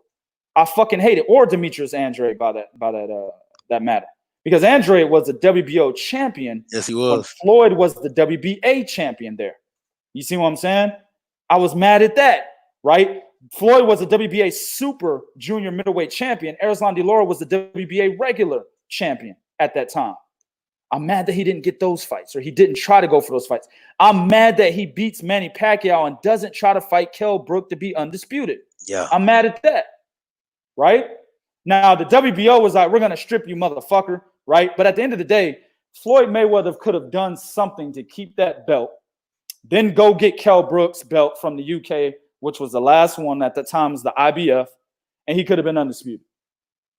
Or at least, fuck it, if he didn't become undisputed after doing that, he could have at least went to go fight Kell Brook and at least took his fucking belt. That was the next top dude in the division, man. Right? So there's a lot of fights that Floyd didn't fight. Paul Spadafora, excuse me. Sure, yeah. Now, Paul Spadafora kind of fucked that up because he ended up stabbing his bitch and going to prison. And actually, during that time, those two were in negotiations for a fight. Sure was. But Paul Spadafora ended up stabbing his girlfriend and went to jail. But here's the deal. Floyd never entertained that fight ever again. He never entertained it again. Was never talked about ever again, bro. Right? And Paul actually came back, you know what I'm saying, and actually fucking, you know what I'm saying, was still fighting at a high level. They never entertained that fight again. You know what I'm saying? So, like I said, there's a lot of fights that I wish Floyd could have engaged in, but at the same time, Floyd did fight and beat a lot of named fighters, and he did it early in his career. When he was Money Mayweather, he was beating dudes nobody thought he could beat, bro. People said when he got in there with Gennaro Hernandez, who at the time was a dominant champion, right? They said he was too young and too green to fight Gennaro Hernandez. Well, he won that shit pretty easily. Sure did. Diego Corrales, in my opinion, is the biggest win of his fucking career, man. Yeah. Because that was the last fight that Floyd Mayweather was the underdog on the odds, man. Las Vegas had Diego Corrales winning that fight, man. Diego Corrales was seen as a boogeyman. He was like 31-0 or 20-something-0 at the time. No, you had it right. He was 31-0. Okay, damn, damn shit, nigga. That was a hard guess. 31-0. Yeah. Right? 31-0. The motherfucker was one of the top pound-for-pound fighters. A lot of people didn't know this. Diego Corrales was ranked in the top 5 pound-for-pound before he fought Floyd Mayweather, right? Also, Diego Corrales was much bigger in terms of height and fucking body mass, or let me say frame, than Floyd Mayweather. Actually, he came in like 12 pounds overweight, man, in terms of the rehydration. Like he made weight, but then rehydrated like 12 extra fucking pounds. The nigga was like a junior middleweight or a welterweight when he fought Floyd Mayweather that night, man. Nobody thought he could win that fight. Actually, Floyd Mayweather Sr. didn't want Floyd taking that fight. He actually tried to get Floyd not to take that fight, man. He was pleading with Roger to tell him, hey, don't let my son fight this motherfucker, man. So while Roger's in his corner, Floyd Mayweather Sr. is literally sitting ringside looking like Manny Pacquiao's mom and shit, praying and doing hymns and voodoo and shit, bro. You know what I'm saying? Mm-hmm. And Floyd Mayweather beat the fuck out this nigga. I mean, it was a wash. It wasn't even close. Oh, yeah. And then to put the little cherry on the motherfucking on top, bro. He hits the nigga for the last knockdown, makes him do a motherfucking spin on his knee. I ain't seen no shit like that since. You know what I'm saying? He spit that nigga around. His daddy had seen enough. His dad. Yeah, if I'm his dad too, bro, I would have. He was pissed at his dad and shit when he did that, when he stopped the fight. I would have done the same thing, bro. Oh, this nigga done made my son do a dance. Nigga, fight's over. Fight's over. Stop the fight. You see what I'm saying? But yeah, Diego Corrales, that win was the best win of his fucking career, right? And a lot of motherfuckers didn't want to fight him, as Jackman Allen just mentioned Casamayor. Casamayor didn't want that smoke. No, he only wanted it after Floyd beat him. Yeah, I'm talking about he didn't want that smoke with Floyd. Oh, hell no. Joel Casamayor did not want that smoke with Floyd Mayweather. Neither did Acelino Freitas. Freitas, I remember them asking Freitas about Floyd. This nigga dipped on the question. Yeah, I remember that. He dipped on the question. I no habla inglés.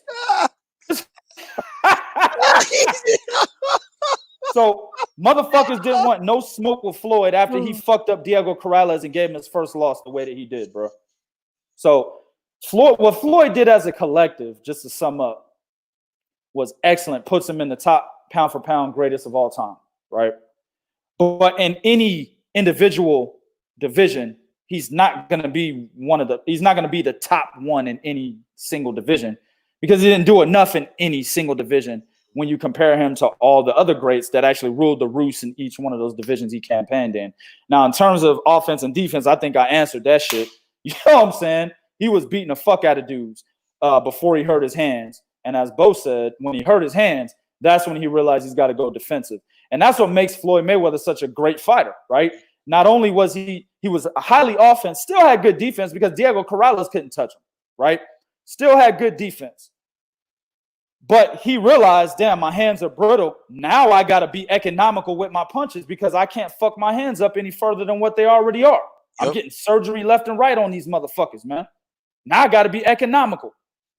So he ends up switching his base style to being a defensive fighter and ends up becoming one of the best defensive fighters of all time.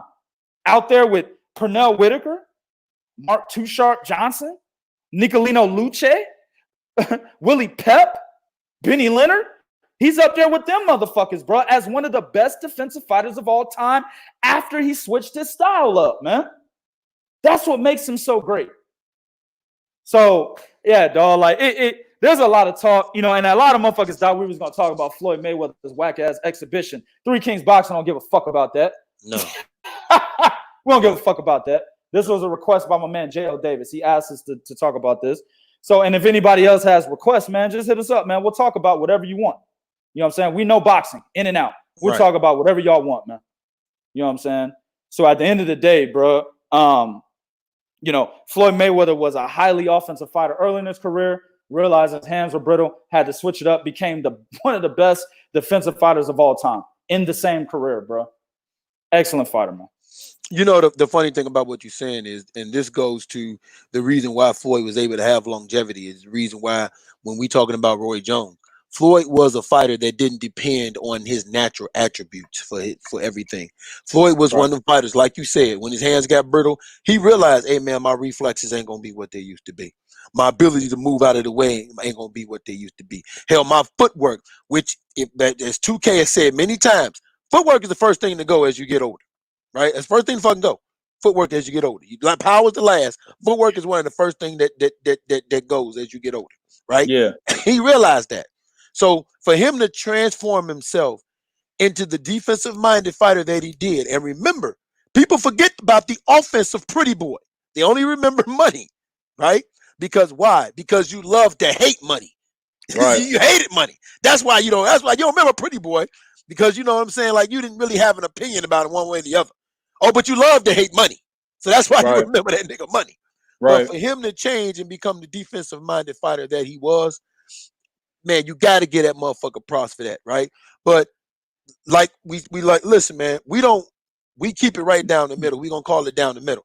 Like we said, were there other fighters? Because I forgot he also fought my man that beat Arturo Gotti, the nigga from East St. Louis over here in Chicago. What's that nigga's name, man? He beat Arturo Gotti? Yeah, Angel Man Freddy. Yeah. I forgot. Now he knocked that nigga out, in 2 rounds? Yeah. That was quick. Yeah. See what Floyd I'm saying? beat the fuck out of Angel Man Freddy. That was embarrassing. Yeah. You know what happened was Angel Man Freddy stopped worshiping the devil. Right before that fight, he decided he was no longer going to worship the devil. I get the shit. I mean, listen, man. Hey, you are who you are as a person. Exactly. I'm never going to do some dumb shit like that. You know what I'm saying? But for whatever reason, that helped Angel Man Freddy run through niggas like Ivan Robinson. You know what I'm saying? Earlier in his career. So that helped him worshiping the devil, put this it gave him this motivation, or this whatever the fuck you want to call it, man, to be able to be a fighter that a lot of people thought he was expected to be, what he probably was never going to be, right? Then as soon as he stopped worshiping the devil, right before Floyd Mayweather, he gets obliterated. Matter of fact, just saying, bro. It was the fight before Floyd where he got married in the ring, and he came with the wings on his. Mm-hmm. That was the first time he had the wings, the angel wings on his shorts. Mm-hmm. That was when he did that. You're right about that. And also, when you look at Floyd's ability to be effective with his right hand against left-handed fighters, completely lost art nowadays. Motherfuckers don't know nothing about that. Completely lost art. That's the reason why he's so. And his footwork. Whenever Floyd was a better fighter and more effective against left-handed fighters than he was against regular-handed fighters, right? So you got to give it to that nigga for that. But at the end of the day, there was more I wanted to see out of him. It wasn't his fault. I'm going to say that, because Casamayor and Oscarino Fuentes. Paul Williams was his fault. So was Tim Bradley, man. That was his fault. Both of those fights. But Tim Bradley wasn't really even talking Floyd like that. Yes, he fucking was. Yes, he was. He was? What did he say? I don't remember. Refresh my memory. Tim Bradley said that he wanted, in 2009, Tim Bradley said he wanted to move up to 147 for Floyd Mayweather. This is after Floyd came back and beat not Juan Manuel Marquez. This is I think it's before the Ricky Hatton fight, if I'm not mistaken. I got to go back and look, but I know no. I had it right. No. Juan Manuel Marquez. That's when he came back and beat Marquez. Juan Manuel Marquez.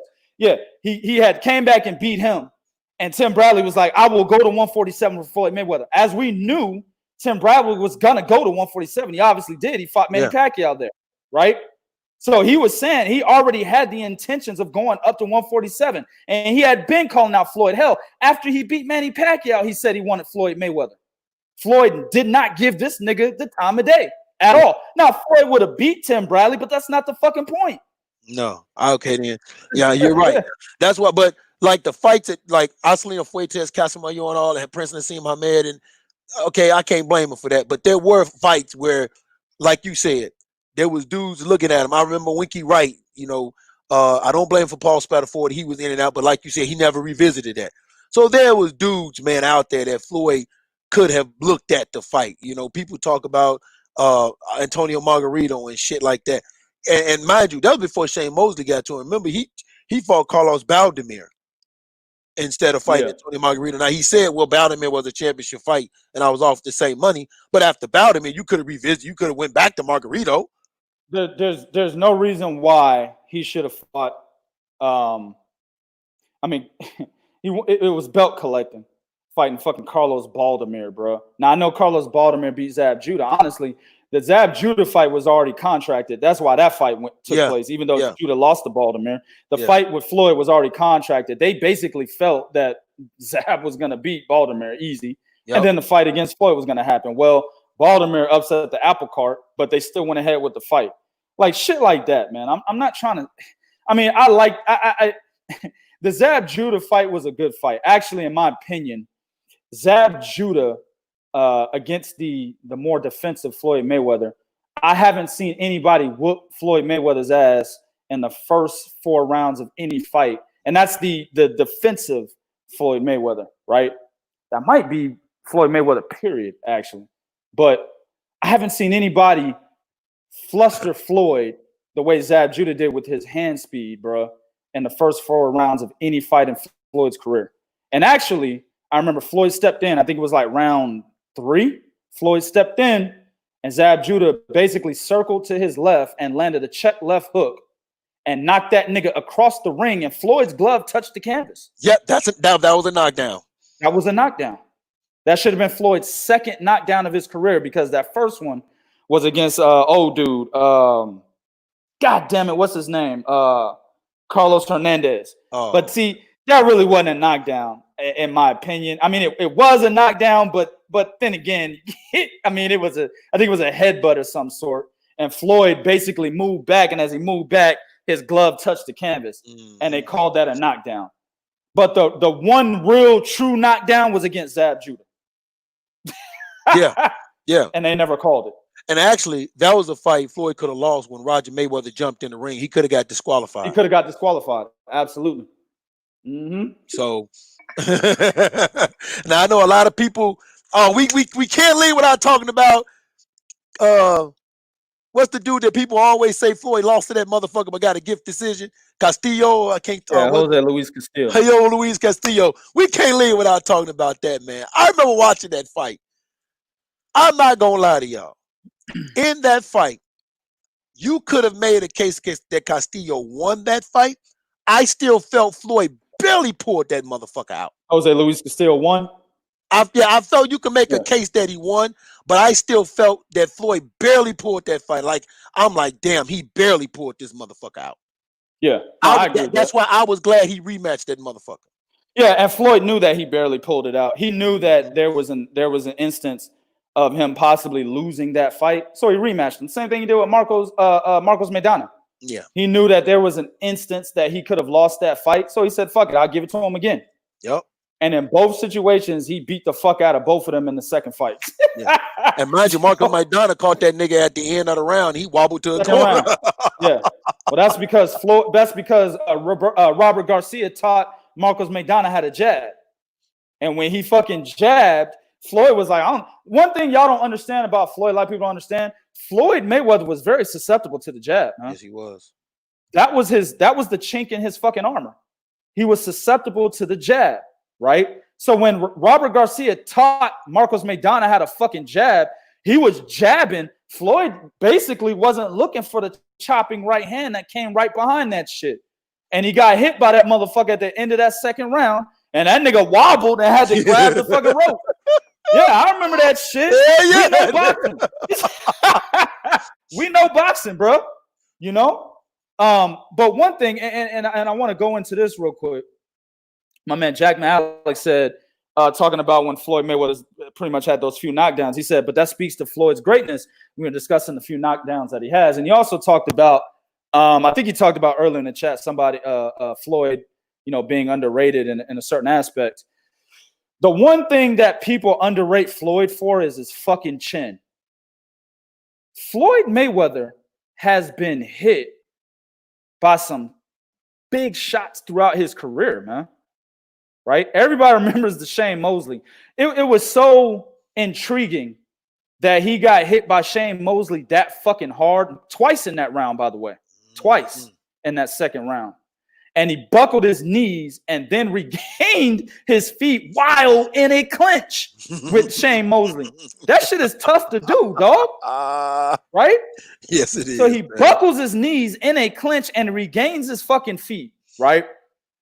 They gave that nigga a 10-8 round because they never seen him get hurt like that before. Yep.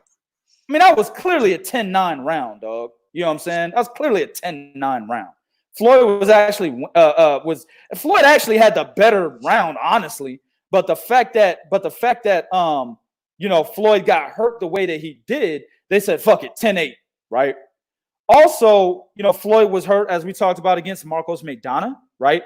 DeMarcus Corley, right after coming off the Zab Judah loss, was hitting Floyd with some big shots as well. Yes, he was. Philip Nadeau, who was a knockout artist that Floyd eviscerated, he hit Floyd with some nice shots, man. Miguel Cotto was hitting Floyd with some big shots, man. Bloodied his fucking nose. He sure did. Right? That was the first time I ever seen that. Right.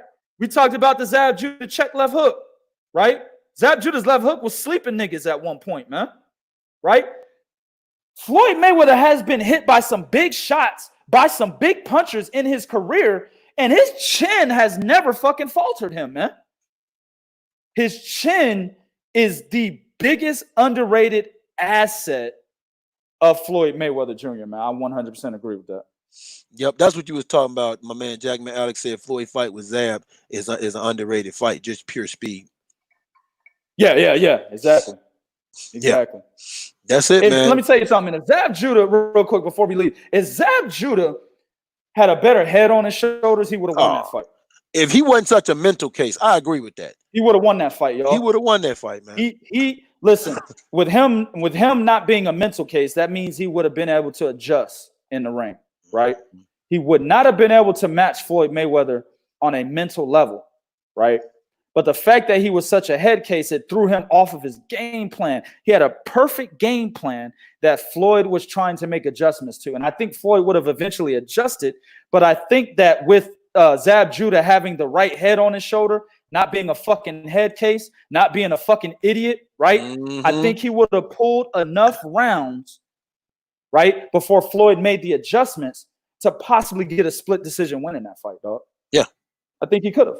I agree 100%. But Zab Judah, he was like you said, he was such a head case. And Zab was also one of those fights. Zab is one of those fighters that when it's going his way, god damn, man, you can't tell him shit. Yeah, right. But when it's not going his way, he needs a pep talk. He needs a microphone in his face. Come on, motherfucker. You're going to get some pussy tonight.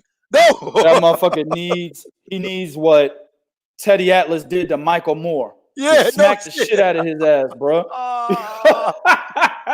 That's what the fuck he needs, bro. Oh shit. Yep, that's exactly what he need, man. All right, man. Like my man said, y'all got anything? Y'all got anybody y'all want us to talk about? Any subject y'all want us to touch?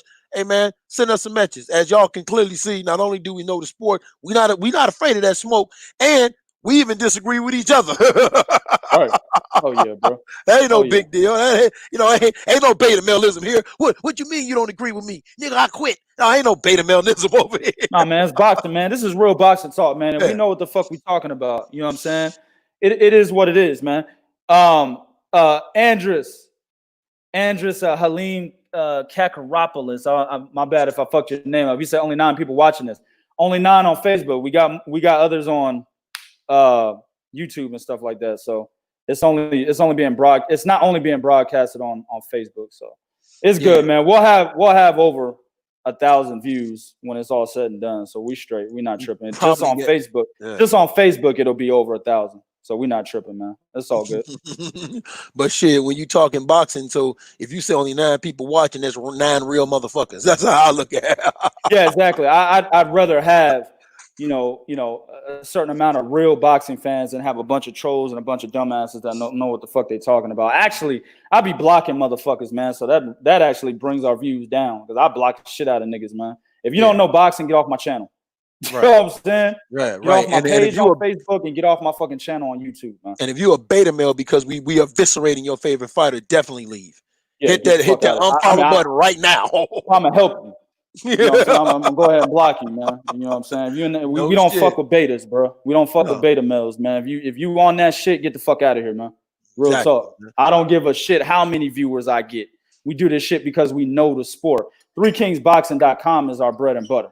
You know what I'm saying? That motherfucker gets heavy traffic, and that's really, honestly, all I care about. But what we do here on the podcast for Facebook and YouTube, man, it's really for y'all, man. You know what I'm saying? We don't ask anybody to donate. We put the donate link there just in case you want to, because people have asked me, hey, man, where can I donate to? So finally, we put the donate link there. Right. But we not in here, hey, man, hit the like button and donate. No, and we don't do that, man. We don't do that. Hell yeah, for an hour and a half, we haven't done that. We haven't said nothing about no like button or nothing. God damn. I just thought about that when you said it. Exactly, bro. So it is what it is, man. But yeah, if y'all, like my man Bo said, man, y'all got requests and shit, any fighter y'all want me to talk about. Hey, Jackman Alex, man, I saw you said, let me see if I can pull his shit real quick. He said, I actually like that dude, man. He makes some good points. He said something in here, man. If I could find it, here it is. He said, Nicolino Luce, no one ever brings him up. You just got another subscriber for bringing him up. Hey, man, you want us to talk about Nicolino Luce? Let me know, man. Yeah, El Intocable. Yes, sir. Yeah. You can talk about Nicolino Luce, man. Just let me know. Yep. You know what I'm saying? Any fighter, any era, any topic. Y'all want us to fuck with it, man, we got y'all, man. Just let us know. You know what I'm saying? That's how it is, man. You're going to learn something over here. And then guess what? And if you don't learn something, we open for whatever the fuck you think you can teach us. It ain't going to be much. But, hey, if you feel you can, nigga, take your best shot, baby. Yeah, like we said, ain't no beta maleism over here. We don't listen, man. We ain't like everybody. We don't pretend to be right all the fucking time. All right. And we don't mind criticism. You come in here and you being respectful with your counter argument. It's all love. You got no problems with it. But you come in here acting beta malish and all upset.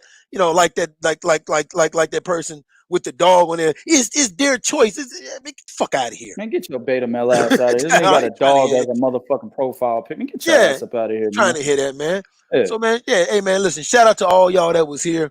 Shout out to all y'all that stuck around. As always, go to 3kingsboxing.com for the latest greatest what's going on in the sport of boxing. And as always, this is the no beta male zone. We just gonna say that. It's the no beta male zone. Lawrence Williams, I don't know why you coming in with Luce defense was crazy at the end of the show. The guru and shit. What you Hey, I gave him his name back on Twitter, man. I gotta give my man Lawrence his name back. The guru. I gotta give him his name back, dog. You know what I'm saying?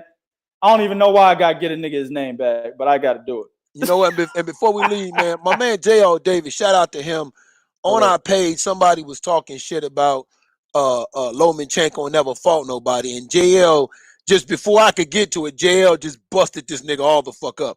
JL be busting ass on the page, man. Yes. There's several times I've been on the page, man. I see JL busting somebody's ass, man. Hey, man, JL is our defense, man. That's our muscle right there, bro. Yeah.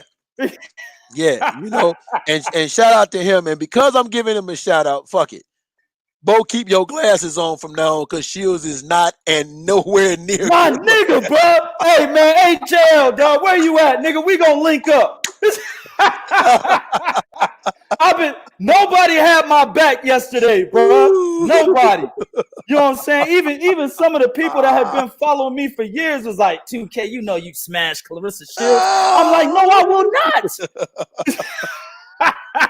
Listen. No, nigga, I was by myself yesterday, man. Y'all niggas is tripping. I would violate the G code for Clarissa fine ass, nigga. Word up, man. Shout out to Oakland. My man say in Oakland, California. Shout out to Oakland, dog. Hey, man, this COVID-19 shit let up. You know, we've been around the United States covering fights. We definitely gonna be in Oakland, man, when this COVID-19 shit, you know, it ends or whatnot. We definitely gonna be in Oakland covering fights, man. 100%. So come hang out with us, bro. Hell yeah. And I'm telling you, you better know what the best strip clubs is, nigga. I'm sorry, damn, I gave fuck. Hey, yeah, no, I need to know that.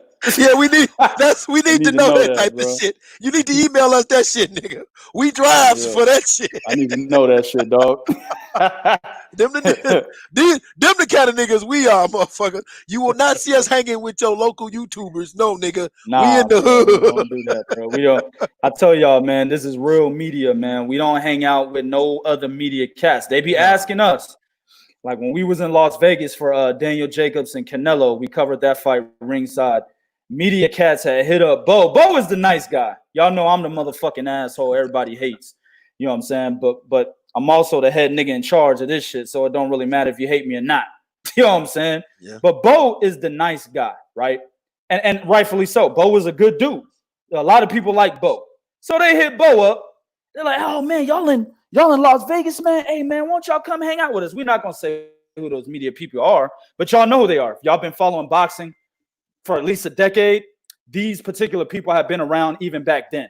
Three Kings Boxing is going on 3 years old now. We started in November 2017, right? But we're nowhere near been around as long as those people have. But motherfuckers know who we are all over the place. You see what I'm saying? And they hit up Bo. They're like, yo, y'all in Las Vegas, man. Y'all should come hang out with us, man. Nah. Bo was like, nope, nah, bro. We're not hanging out with y'all, man. We are a different breed. You know what I'm saying? We are a different breed, dog. We can actually relate to the people. A lot of them cats, like I said, I won't say their names, but those cats, y'all can go on their YouTube channels, right? Or go on their websites and try to comment and try to talk to them. They won't fuck with y'all because they think they're on this high horse, man. They're on this pedestal. They won't talk to none of y'all, man. You see what I'm saying? But me and Bo not like that. We'll fuck with y'all, man. You know, people on my staff, my writers, they'll fuck with y'all. You see what I'm saying? We are a different breed. So, nah, man, we don't hang out with none of the media cats. I walk in the motherfucker. I don't talk to none of them dudes, man. No, he don't talk to me. Fuck out my face. Hey, if the nigga didn't have the badge on that said media, you wouldn't even know the motherfucker. Exactly. Fuck out my face, man. No, look. Y'all see that hashtag? No turtlenecks. That's real talk. We're not wearing no turtlenecks, no slacks, no blazers, nigga. You know what I'm saying? Nah, it's straight up Three Kings Boxing hats, shirts, gold chains, diamond rings and shit, big watches. That's what we do. Niggas, well, who let those thugs in here? That's what we do. We a different breed, man. Telling niggas to shut up from press row. I remember that. Hey, man, will you shut up?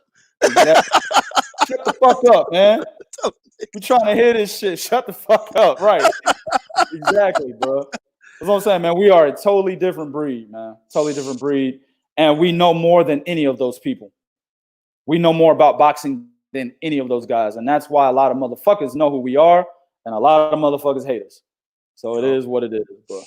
So as always, man, listen, man, we gonna hey man, we back. Like we said, COVID-19 ain't stopping shit. We back. But go to Three Kings Boxing for everything that's going on in the sport of boxing. Our staff and everybody there waiting to put out their work for you. All right. Prodigy man, HNIC, Alpha Male #1 with Alpha Male #2 on here, and 3 and 4 and 5. Take us out, man.